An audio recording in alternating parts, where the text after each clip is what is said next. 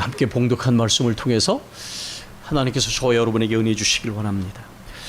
저는 현재 숭실리에서 겸임교수로서 10여 년을 학생들에게 기독교의 복음을 가르쳐 오고 있습니다. 제가 수업을 진행할 때 일부를 이제 소크라테스 대화를 통해서 학생들과 대화하고 토론하는 수업을 하는데, 이번 학기에도 5월 22일에 가족이란 무엇인가라는 주제를 가지고 요셉의 생애를 사례로 삼아서 대화를 진행했습니다. 그 수업을 진행하기 전에 학생들에게 가족이란 무엇인가 이런 질문을 던졌습니다. 그때 학생들이 답변했던 대답을 몇 가지 한번 소개해 보겠습니다.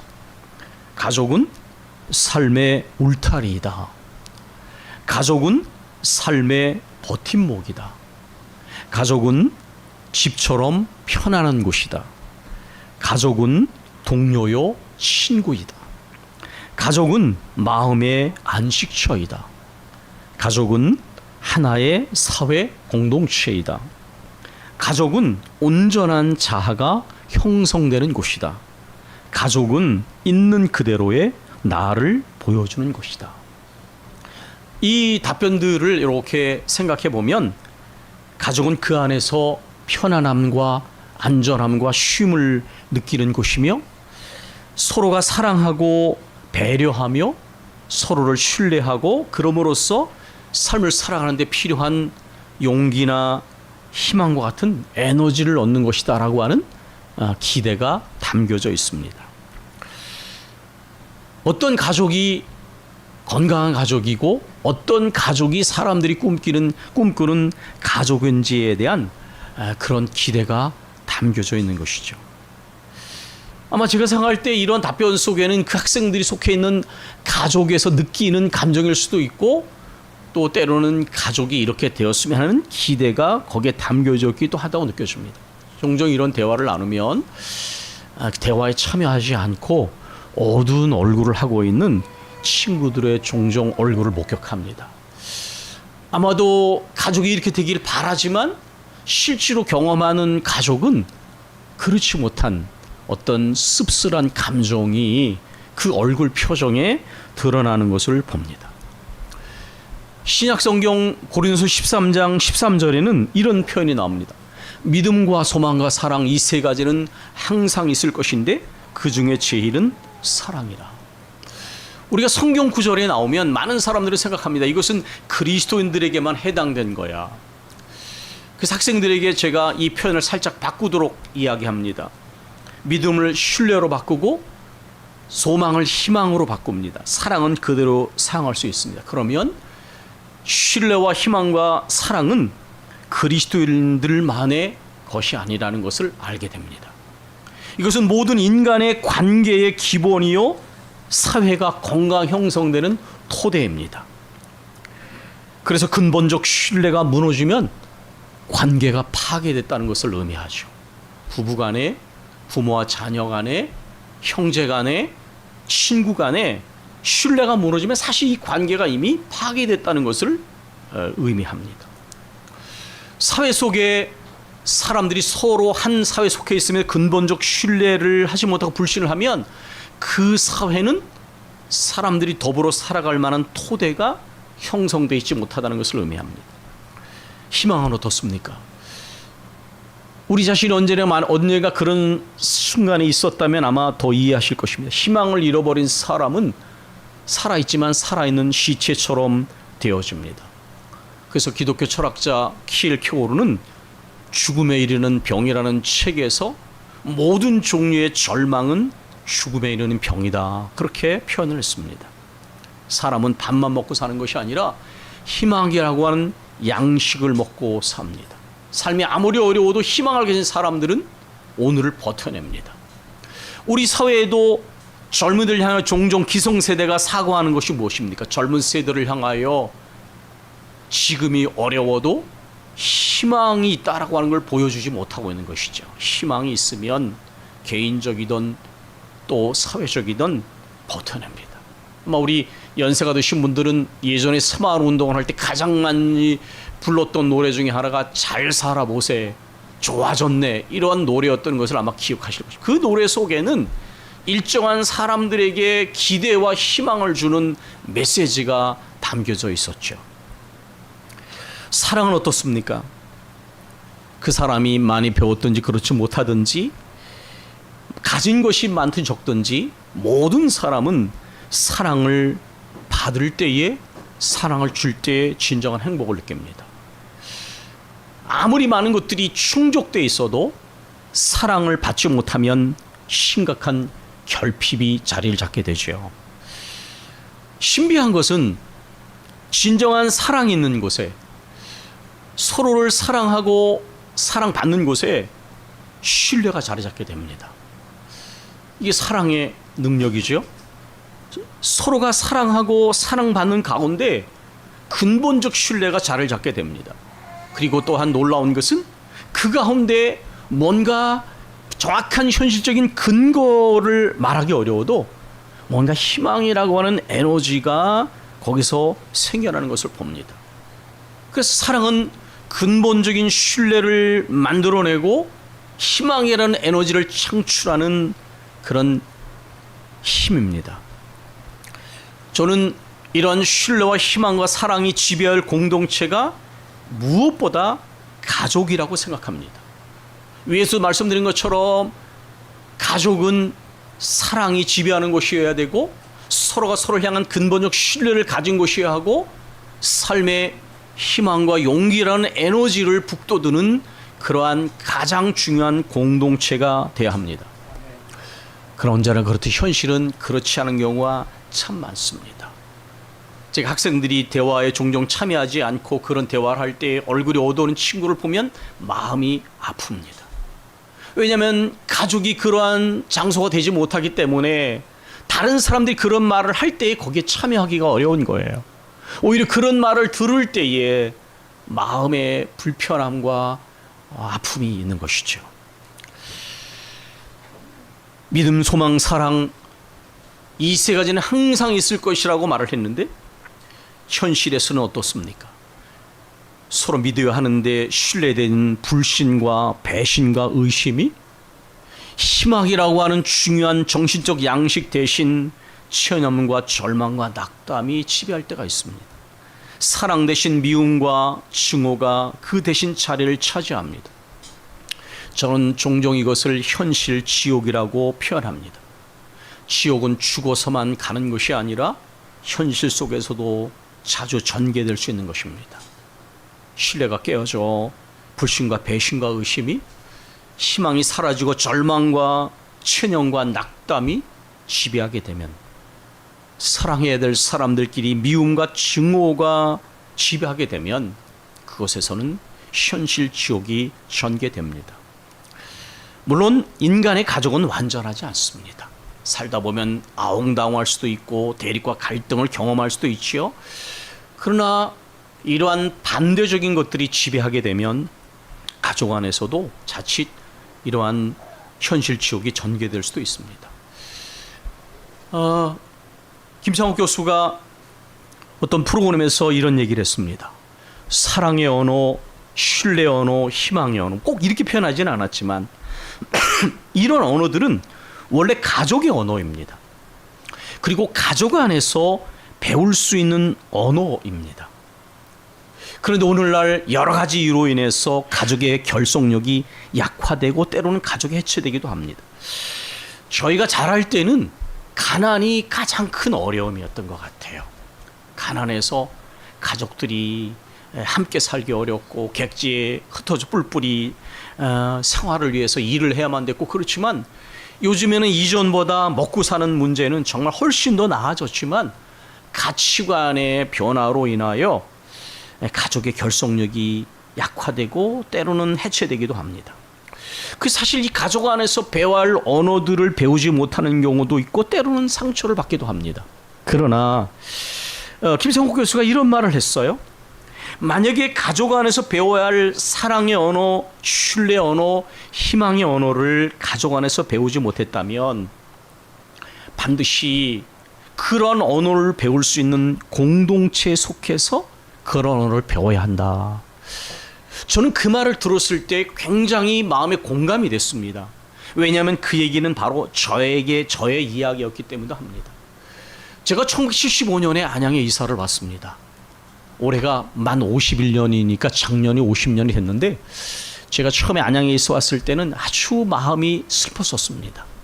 왜냐하면 저희 아버지가 오랫동안 아프셔가지고 집안이 아주 기울어가지고 굉장히 가난한 상황이었습니다. 저희 아버지와 막내 누나가 상계 문제를 위해서 먼저 안양에 몇 개월 전에 이사를 왔고 저는 75년 11월 9일에 나머지 가족이 왔습니다. 온 가족이 한 방에 9 식구가 살았어요. 몸이 큰 누나들도 그 안에서 같이 잠을 자고 저희 옆에는 저희보다 훨씬 더 잘 사는 넓은 정원을 가진 가까운 친척이 있었지만 사실은 정신적으로는 전혀 가깝지 않았습니다. 제가 일일이 말씀드릴 수는 없지만 좀 남보다 못한 친척이라는 표현이 딱 맞는 친척이었어요.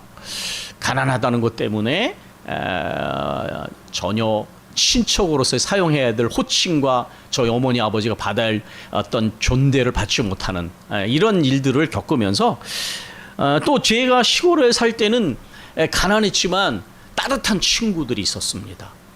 정말 학교에 오면 고구마나 뭐 감자나 이런 거 싸가서 나눠 먹고 그런 따뜻한 시골을 떠나가지고 갑자기 객지에 전혀 연고도 없는 곳에 이사를 왔는데 처음에 굉장히 힘이 들었어요. 아주 가난하고 외롭고 그랬는데 그때 교회가 저를 가족처럼 맞아줬습니다. 지금은 그 친구가 병으로 인하여 이렇게 세상을 떠났어요. 한 10여 년 전에. 그런데 그 한 친구가 저를 교회로 인도했습니다. 저희 아버지가 나가시는 그 교회였는데 교회에 나갔을 때 시골 교회를 떠나서 그 교회 갔을 때 거기에 선생님과 친구들이 저를 아주 따뜻하게 맞아주었습니다. 그래서 만약에 교회가 없었다면 그 시절이 굉장히 견디기가 어려웠을 것 같아요. 어떤 가난함이나 또 남의 집에 살 때 예전에는 굉장히 그런 물이 어려움이 많았거든요. 세도로 사는 사람끼리 관계 또 집주인에게 눈치 보며 사는 이런 일들 아마 예전을 겪으신 분들은 다 그런 경험이 있으실 거예요. 그런데 교회만 가면 따뜻함이 느껴졌습니다. 정말 가족 같다는 생각이 참 많이 들었어요. 교회는 그럴 수밖에 없습니다. 왜냐하면 여러분 그 세무서에서 법인을 등록할 때 교회는 008이 이렇게 가운데 숫자가 들어가는데 이건 뭐냐면 비영리 집단에게 단체에 소속되는 이 번호에 소속된 것입니다. 이 8이라는 번호는 이게 이해관계를 따지는 회사 같은 영리 집단이 아니라 비영리 집단이다. 이런 표시이거든요. 여러분 이해관계가 있는 곳에는 굉장히 사람들이 대립과 갈등이 일어나기 쉽습니다. 그래서 사실 이해관계가 없는 곳에는 평화스러움이 있거든요. 교회는 그 성격상 단체 성격상 비영리 집단입니다. 이해관계로 모여진 것이 아니죠. 교회는 사랑과 신뢰와 소망이 지배하는 것입니다. 오늘 본문에 또 약속하신 일은 미쁘시니 건 하나님에 대한 말인데 미쁘다는 표현은 믿을 만하다 그런 말입니다. 왜 믿을 만하냐면 성경이 말하는 하나님의 사랑은 변덕스럽지도 않고 또 일관되고 또 우리가 허물이나 약점이 있어도 여전히 그럼에도 불구하고 사랑하다고 하는 그 변함없는 사랑을 이야기하고 있거든요. 아마 인간의 세계에서 가장 이 사랑에 가까운 게 부모님일 것입니다. 부모님 우리를 계산해서 사랑하지 않고 완전하진 않아도 무엇이든 주고 싶어 하죠. 용납하고. 그러니까 이러한 그럼에도 불구하고 사랑을 경험하면 그 사랑을 믿을 때 믿을 만한 사랑을 경험하면 거기에 신뢰가 생겨납니다. 그러니까 믿보다 믿을 수 있다 그런 말이고요.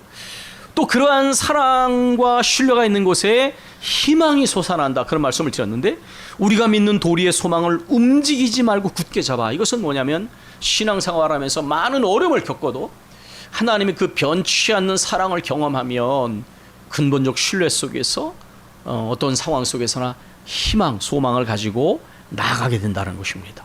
서로 돌아보아 사랑과 선행을 격려하며 이것은 뭐냐면 이 공동체의 특징, 성격을 말하는 것인데 서로가 자기 이익을 먼저 따지는 공동체가 아니라 서로 돌아보아 사랑과 선행을 격려하며 이 공동체에 속한 사람들은 서로 사랑하고 선행을 베푸는 일들을 더 많이 하도록 서로에게 선한 영향력을 미치는 공동체입니다.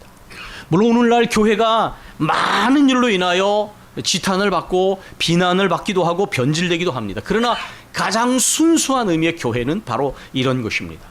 하나님의 끊을 수 없는 사랑을 믿고 신뢰 가운데 나아가고 또 어떤 상황에서나 희망을 붙잡고 나아가며 서로가 서로를 돌아보고 사랑하며 선한 일을 힘쓰도록 격려하는 공동체입니다. 모이기를 피한 어떤 사람들의 습관같이 하지 말고 오직 권하여 그날이 가까움을 볼수록 더욱 그리하자. 이것은 뭐냐면 모이기를 힘쓰는 공동체는 단순히 자기네끼리만 좋은 것이 아니라 서로 삶의 모든 것을 함께하는 공동체라는 것을 의미합니다. 그리고 이러한 삶을 같이함을 통하여 교회 바깥을 향하여서도 선한 영향력을 미치는 공동체라는 것을 의미합니다. 시인 예이츠는 이런 말을 했습니다. 지혜는 시간의 흐름 속에서 배우는 것이다. 우리 여기 계신 분들 중에는 70, 80이 넘으신 분들도 몇 분 계십니다.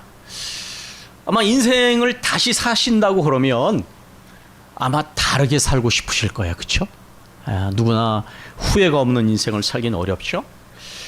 그래서 무엇을 말하냐면 지혜라고 하는 것은 물론 책을 통해서 배울 수 있지만 삶에 밀착되어진 잊으면 안 되는 지혜는 세월의 길이 속에서 배울 수 있는 거예요. 저도 60이 넘어서 이렇게 보니까 이 시기를 지나왔기 때만 정말 깊이 느낄 수 있는 지혜가 있더라고요. 그건 머리로 알 수 있는 지혜하고는 성격과 차원이 다른 거예요. 삶을 살아오고 희노애락을 겪으면서 이렇게 보니까 배우게 되는 지혜와 가치가 있어요. 제가 수원에 있는 한 평생교육원에서 연세가 드신 분들에게 철학을 가르쳤습니다. 70, 80대가 평균이었는데 그분들한테 제가 플라톤, 소크라테스를 이야기하면 그분들이 알아들으시겠어요? 근데 그분들이 인생 철학자예요. 인생 철학자. 그래서 제가 대화식으로 진행을 했습니다. 그런데 오히려 제가 굉장히 많이 공부를 했는데 그때 그분들하고 대화를 하면서 정말 배웠던 것 중에 하나가 이런 거였어요. 나이가 드니까 인생이 평준화되더라고요. 거기에는 교장 선생님 출신이 몇 명, 교감 출신이 몇 명, 대학 교수 부인 그런 분들만 있는 게 아니라 초등학교도 안 나온 마을 부녀 회장 이런 분들. 제가 생각할 때 젊었을 때 그분들은 어울리지 않을 분들이에요. 젊었을 때는 교양 따지고 먹고 사는 거 따지고 이렇게 했는데 나이가 드니까 평준화된다는 게 뭐냐면 다른 거 다 소용없어. 나이가 들었을 때 두 종류의 사람을 가장 부러워하더라고요. 그게 뭐냐면 건강한 사람. 그 다음에 두 번째에 행복하고 명랑하게 사는 사람이 가장 부러운 거예요. 아마 우리 이수님께서도 고개를 끄덕이시는데 이거 진짜예요. 젊었을 때는 안 어울려 절대로. 근데 나이가 드니까 많이 가진 것도 소용없고 많이 배운 것도 소용없어. 아프면 소용이 없어. 건강하고 그 다음에 내게 주어진 삶을 행복하게 사는 게 가장 부러운 거예요. 그러니까 그 사람들이 서로 만나는 거예요. 그런데 이건 뭐예요? 세월의 길이가 지나봤을 때만 배울 수 있는 거예요. 예이치가 말한 것처럼 지혜는 세월의 길이 속에 배우는 거예요. 그런데요, 성경은 그런 지혜를 가르치고 있어요. 사람 사는데 물질도 필요하고 지식도 필요하고 이것저것 다 필요하지만 삶을 살아갈 때에 서로 만나는 사람끼리 가까운 사람끼리 서로 사랑하고 격려하고 신뢰하고 희망을 북돋아주고 이런 가치를 가지고 살아가는 게 진짜 행복한 삶이다. 이런 삶의 지혜를 성경은 가르치고 있습니다. 교회는 또 그러한 공동체가 돼야 한다고 말씀하고 있습니다. 그래서 저는 교회가 또 하나의 가족으로서 이러한 가치를 가르치고 실천을 아주 중요한 공동체로 생각하고 아까 제가 제 고백을 말씀드린 것처럼 삶을 살아오면서 실제로 가난하고 외로웠던 가장 힘들은 시절에 교회가 제게 그러한 또 하나의 가족이 되어졌습니다. 오늘도 저는 제가 담임 목사로서 우리 교회가 그렇게 되길 바랍니다. 사람이 가진 것이나 외모나 어떤 것으로 사람을 차별하는 그러한 교회가 아니라 누가 오든지 환대받고 소중히 여김을 받고 또 삶의 용기와 희망을 얻게 되는 그런 교회가 되기를 바랍니다. 이 공동체가 가진 하나의 마지막 성격을 말씀드리고 이제 마치려고 합니다. 교회는 소중한 가치를 전해주고 경험하게 하는 그런 영적인 가족이고요. 또 삶의 귀중한 지혜를 가르쳐주는 공동체이지만 이 교회는, 이 가족은 영원한 생명을 누리는 사람들, 영원한 생명이 있다는 것을 소망으로 붙잡고 나아가는 그런 가족 공동체가 바로 교회입니다. 세상은 죽음으로 끝난다고 말하지만 성경 분명히 말합니다. 이 죽음이 지나면 영원한 세계가 주어진다. 만약에 이 땅으로 끝난다 그러면 제가 생각할 때 이 세상은 너무 허무합니다. 왜냐하면 결국 나이가 들면 늙어가고 병들고 결국 그렇게 되기 때문에 외로워지고, 저도 90대인 아버지를 모시고 오랫동안 살았는데 보니까 참 인간적으로 너무 허무하더라고요. 나이가 60이 넘으니까 병들이 생겨나고 그 다음에 자식들은 출가를 하고 점점 인생은 죽음과 질병을 향해서 가면, 만약에 이것이 삶이 끝이라면 인생은 정말 너무 허무한 것이다. 누구도 피할 수 없는 그 길인데, 근데 성경은 말합니다. 이 땅으로 끝나는 것이 아니라 영원한 생명이 있는데 예수 그리스도를 믿는 사람에게는 이 영원한 생명이 주어진다. 그래서 이 가족들이 가지고 있는 이 소망은 바로 그런 것입니다. 비록 우리가 육체적으로는 나이가 들고 병들고 죽지만, 그러나 이것을 끝나는 것이 아니라 영원한 생명, 그 생명이 우리에게 주어지고 그 생명의 세계에는 질병도 노화도 장애도 슬픔도 없는 영원한 기쁨과 행복이 있는 것이다라고 말을 합니다. 이러한 영원한 생명에 대한 소망을 가지고 살아가는 공동체가 바로 교회이고 이 가족인 것입니다. 오늘 우리가 여러분들을 이렇게 뵀는데요. 저희가 여기 계신 분들을 위해서 대부분 저희가 매일 기도하는 분들입니다. 매일 축복하면서 기도하고 또 함께 가족이 되기를 원하고 또 이러한 가족 안에서 누리는 영적인 행복을 누리기 위해서 매일 기도하던 분들이었습니다. 오늘 뵙게 돼서 반갑고 이런 행복이 여러분들에게도 전달되기를 진심으로 원합니다. 우리 기도하겠습니다.